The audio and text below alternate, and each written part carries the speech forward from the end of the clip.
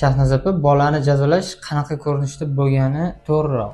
Ili o'zi bolani jazolash qay darajada to'g'ri?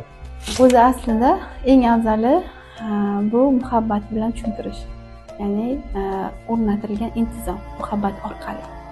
Bu eng to'g'ri yo'l. Qolgan hammasi bolaga vaqtinchalik amal qiladigan vaziyatlar. Aytaylik, siz jazoladingiz, unda aybdorlik hissi, alam, xafachilik paydo qilib qo'ydingiz. Bu bola o'sha o'rganayotgan fanini ham, ta'limni ham, tarbiyani ham ololmasligi mumkin. U yerda sevgi yo'q, jazolash bor. U yerda kamsitilish ham bo'lishi mumkin, u yerda kaltak ham bo'lishi mumkin.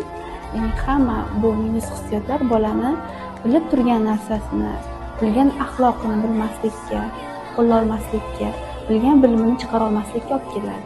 Ya'ni muhabbat bo'lmagan joyda o'sish bo'lmaydi. Farzandni o'qituvchilar bilishadi muhabbat bilan, ya'ni taqdirlash bilan, har qadamini rag'batlantirish bilan, maqtov bilan, qo'llab-quvvatlash bilan qilsa natija bo'lishini. Ota-onalar ham biron bir narsaga o'rgatishmoqchi bo'lganda taqdirlash, mukofotlash, maqtab, qo'llab-quvvatlash bilan berganda bola ko'proq o'rganadi. Chunki bu yerda xotirjamlik bor, psixika sog'lom bo'lganda, xotirjam bo'lganda odam juda ham ko'p bilim oladi. Ayniqsa bolajonlar birdaniga chimib olishadi. Qo'rquv bo'lganda bola hatto katta odam ham javob bera olmaydi. Ya'ni qo'rqitib qirdiraman, majburlab qirdiraman, ayblab qirdiraman, xafa qilib qirdiraman degan vaqtida ota-ona ham, ustoz ham adashadi.